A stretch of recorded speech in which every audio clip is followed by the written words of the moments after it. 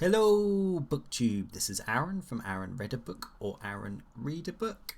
Just do quick Friday reads. I'm also going to pick up on a couple of the audiobooks I missed last week when I was doing my sort of summary of January and February. I forgot to include audiobooks, so I'll go for those as well. But there's not many.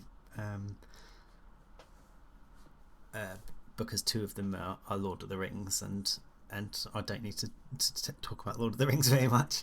Let's start with a couple of incoming books. I wanted to read an Agatha Christie for March Mystery Madness, and I think I've read almost all of the ones I have. And I can't remember who it was now. I can't remember who I saw reading this. If I remember, I'll flash up on screen. But I left a comment in their comments and said, I'm going to buy that or something. Or I hadn't read that one. But it's Five Little Pigs. And I kind of like this cover, even though there's no pigs on it. It's kind of eerie with the fingerprints. But I've not read this one. I can't even remember what it's about. But the person who I was watching, and I this just completely gone out of my head who I was watching, said this was one of the best Agatha Christie's they'd read, so I picked up this one. I don't really know anything about it, but I imagine it's got something to do with the nursery rhyme, as Agatha Christie likes to do sometimes.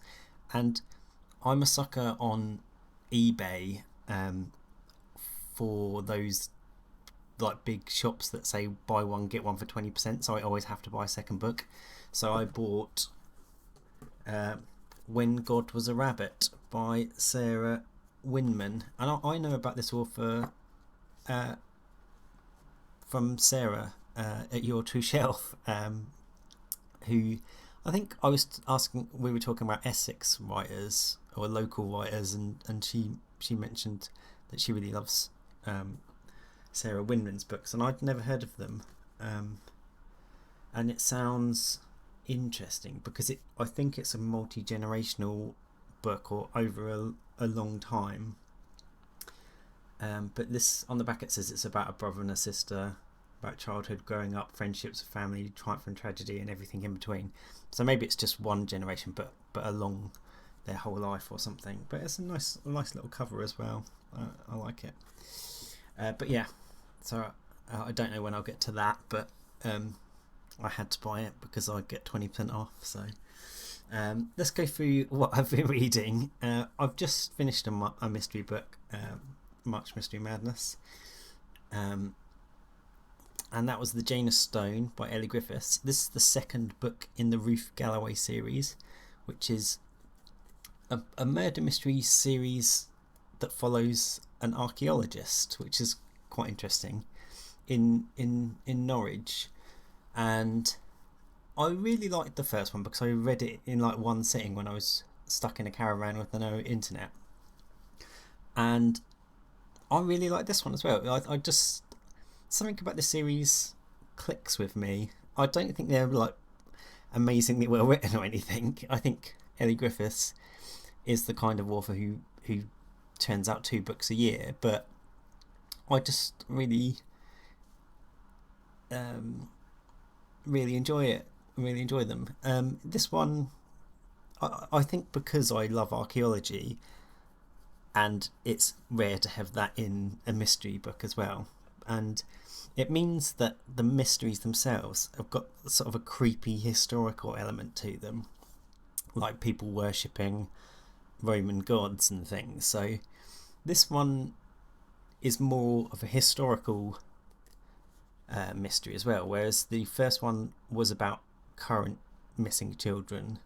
This one, they find the bodies of a child in an archaeological dig from like the 1970s, and it used to be the house of a children's home. So they start, and the people who ran the children's home are still alive, and the people who own the house are still alive.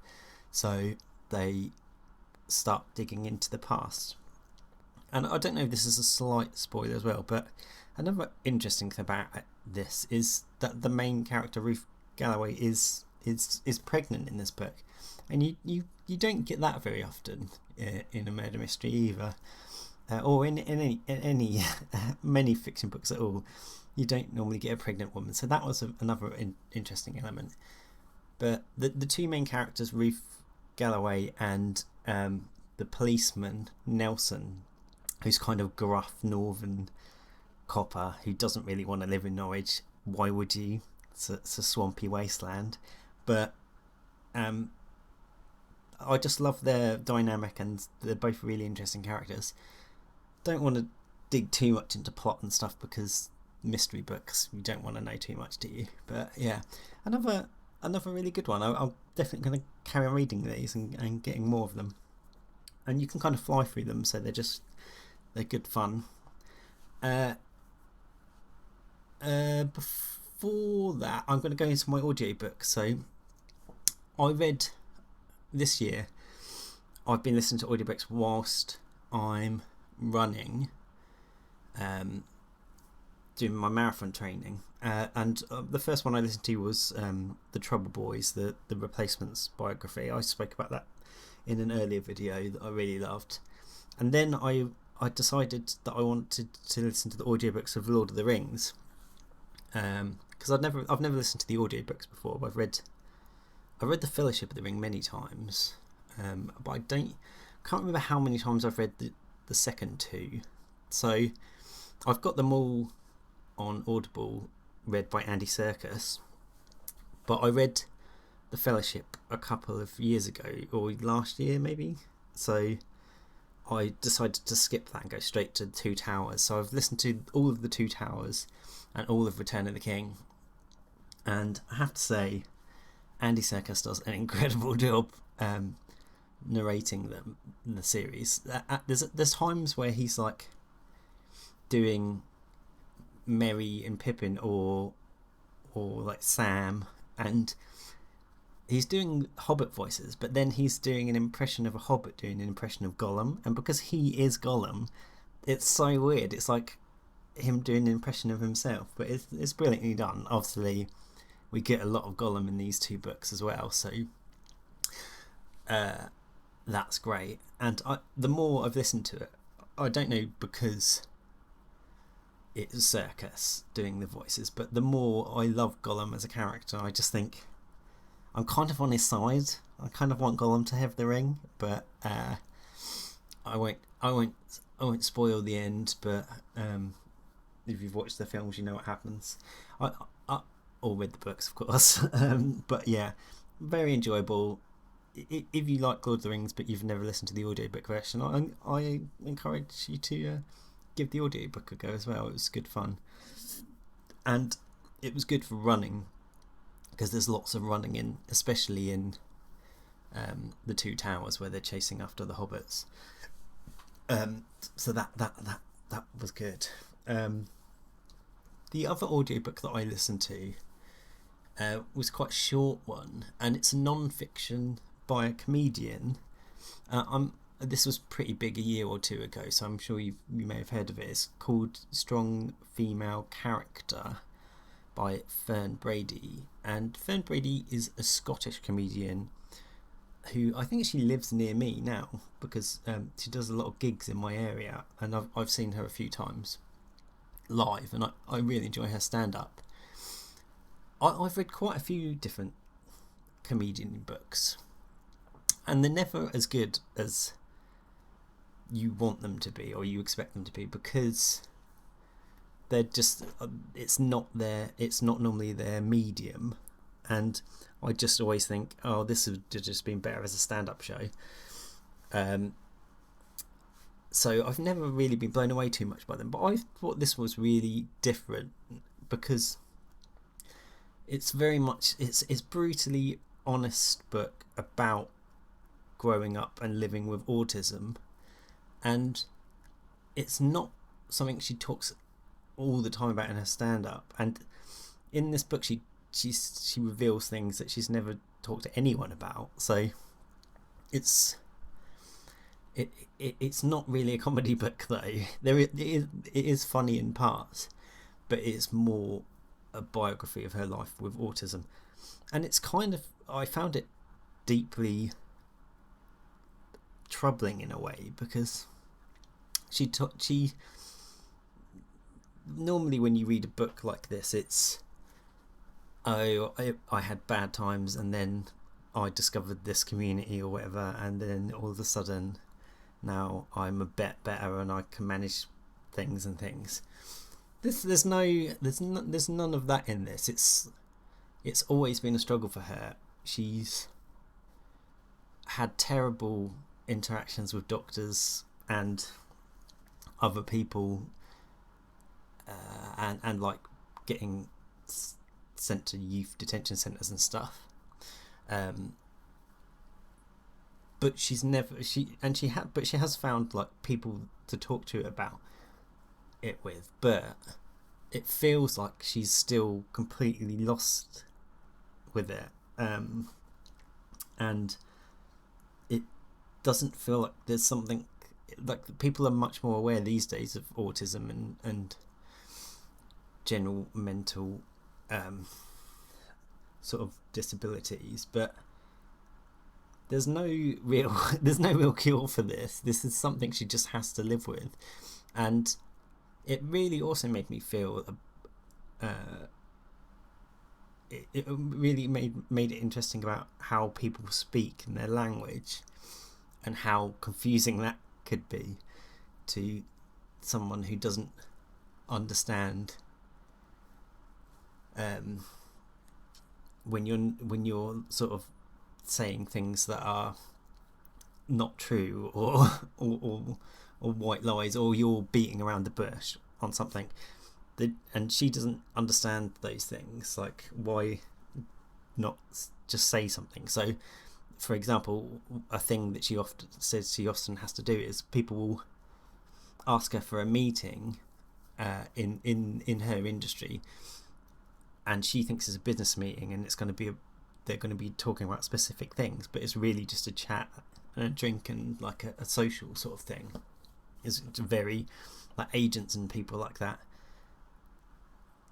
in comedy, they will just have a little chat drink with you to get to know you and stuff, because they don't want to directly come out and say, oh, I want this and this. So it's or you get let down for a series and they say, oh, we might use you next year.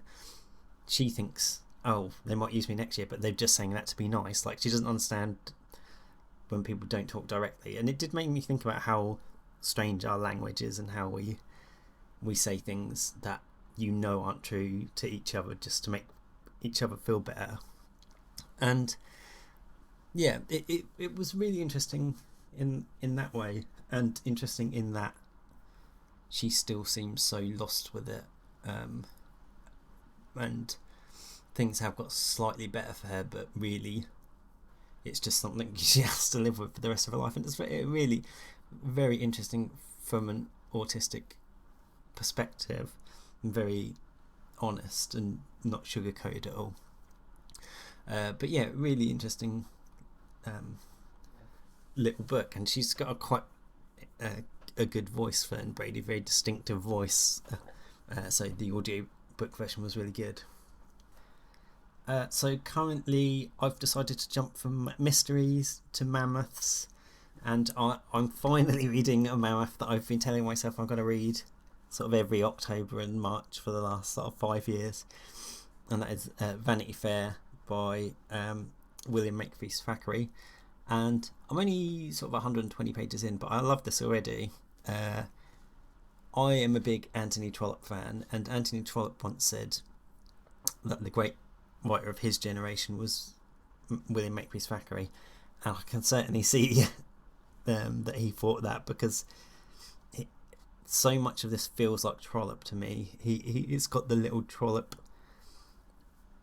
bits where the author will speak directly to the reader and things like that, and just it has the funny names and the characters. Everything feels very Trollope about this, so he was obviously massively influenced by Thackeray. But yeah, loving this so far, and it's an absolute massive book. That's like 120 pages. I think I got this secondhand a long time ago, but it looks like it's been in the bath. But yeah, it's about 900 odd pages, most editions.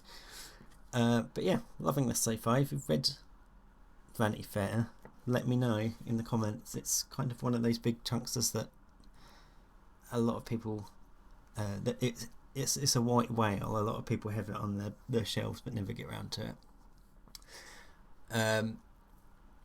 Interestingly, I was just watching. I'm just catching up on Sean D. Stanfast's Desert Island Books thing, and I'm watching the one with Gavin from Genre Books, and he put Vanity Fair in, and I had to skip ahead in the video because I don't want to learn anything about it. But so I know Gavin's read it. The audiobook I'm currently listening to is a mystery one, which is The Killing Floor, the first book in the Jack Reacher series, and I am enjoying it. It's kind of it's certainly not great literature. It's the descriptions and stuff are quite hilarious at times, but I am really enjoying it because it is just kind of good guys beating up bad guys, and that's sometimes just fun to listen to. And the mystery itself is quite interesting so far. The audiobook reader is sometimes hard to listen to for long times because he sounds like an American commercial announcer. But yeah, that's fun. I'm sure a lot of people who watch my channel are fans of the series. But yeah, that's my little Friday reads this week. So let me know if you've read Strong Female Character, if you've read Vanity Fair, and have a good one, BookTube. Bye.